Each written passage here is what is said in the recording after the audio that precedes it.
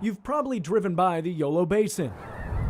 16,000 acres of wetlands right in Sacramento's backyard. It's just an amazing, beautiful place. Ricky Bloom comes here several times a month. He photographs the more than 200 species of birds in the area. I never seen so many birds in my life when I came out here. You get a really good variety of birds depending on what time of the year that you're out here. Fred Oakes says the Yolo Basin is a gem that gets thousands of visitors each year, which is why beginning January 1st, they'll have to pay. And these properties were carefully selected because of their popularity and heavy use. Yolo Basin will be one of 41 state properties that will require a lands pass to visit. Peter Tira with the Department of Fish and Wildlife says they were tasked with finding a way to increase revenue. There's a lot of work that goes into maintaining access to these wild areas. Yolo Basin operates on about a $1.2 million budget. Starting on the first of the year, a day pass will cost just over $4, and an annual pass is $24.33. We broaden the funding base to support these properties beyond hunters and anglers. Hunters and fishers already pay for permits. They'll be exempt from the lands pass, but bird watchers, hikers, and photographers like Bloom will soon pay for access. This place is so worth it. Neighbors called police because they heard this, a sideshow. Drivers drift in figure eights or donuts, while passengers hang out the window or drift with the car doors open. This is on private property behind a fenced-in area, but this is not the norm. It's usually impromptu, illegal, and dangerous. If you're on the streets, the police will show up, and when that happens, a lot of the people will get scared and they'll instantly jump in their cars and drive off. That's exactly what happened in Oakland, November 2014. Police blocked off about 100 cars. A van trying to escape through a fence got caught on train tracks. In January of 2015, Stockton also dealt with rocks thrown at police during a sideshow. We're literally just doing it to get everybody out the streets. Man. It sucks to wake up in the morning, look at your Instagram, and see so-and-so is dead. Here at Evans Towing Yard in Rio Linda, a group is trying something new. They are hosting a legal and safer event. So this right here will be a controlled environment. We know who's going to go inside the pit at what time. This is a car culture that has been experiencing fines in the thousands, not to mention impounded vehicles. We had 2 officers come in, amazing people. They were understanding. We understand them. We respect each other, and they let us, do what we do. But angry neighbors presented a roadblock of their own, unhappy with the noise and traffic. I know some of the neighbors quite upset. I know some of my family was upset, but I said let them have their fun. They're not in the street, leave them alone.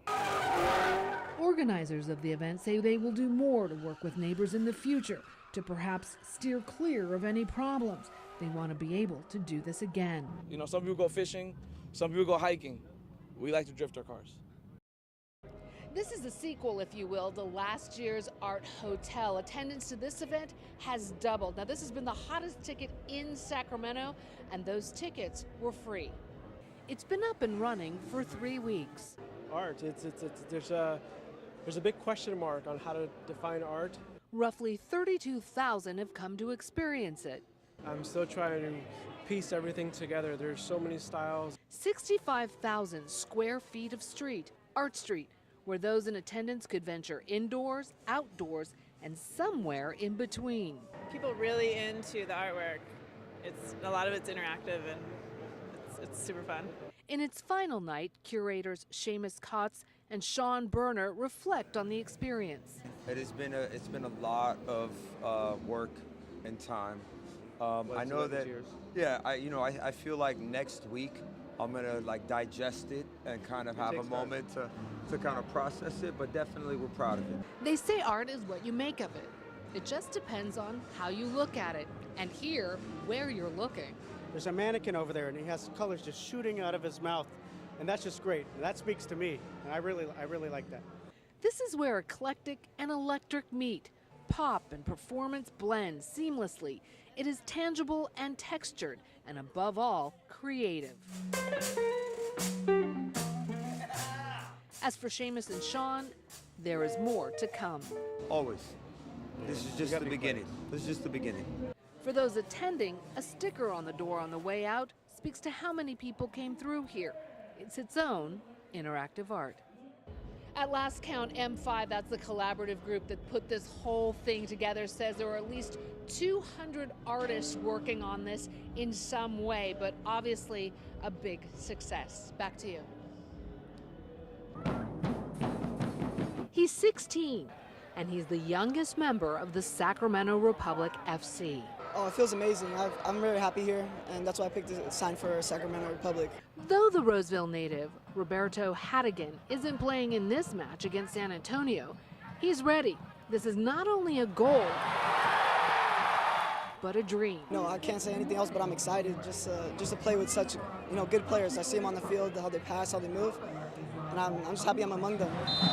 There have been a great many sacrifices for this high school junior that have made it possible for him getting to this point. I didn't go to any parties when I was since signing my contract. I didn't go to any parties. No girls, pretty much no girlfriend, sadly. Just a lot of sacrifices I had to make, not going out, not staying out too late, not eating the wrong stuff. This young female fan was already in awe. She grabbed a selfie with him. I don't know his name, but he's winning the Sacramento Republic. Now he's only 16, did you know that? And he's local. The now infamous Orville spillway, with its gushing water and crumbling concrete, could create a business boom in this small city if Orville Mayor Linda Dahlmeyer has her way. We're the water source for almost the entire state of California, and once people realize that, it's a nice place to visit. Dahlmeyer says she's done international interviews on the Orville evacuation. Now she wants the world to know the name Orville for all it has to offer. We have a ladybug migration. We have the second largest salmon migration. The massive water releases into the Feather River are also prompting hope Orville, meaning City of Gold, will have another gold rush. All these little yellow dots represent $1 million gold strikes. Joey Wilson owns Adventures in Prospecting Mining Supplies. What people are getting excited about that know anything about gold, that means that the gold is actually moving, then more gold's being exposed. So people are already starting to come in and ask questions and buy equipment. Wilson says the pressure from all this water is loosening gold nuggets set in the river bottom. He's banking on a bump in business. It means more customers and, of course, more sales and the ability to expand. The spillway crisis now seemingly past. How quickly can Orville grab this global spotlight for something good? We have a chest of gold coins still to be discovered, so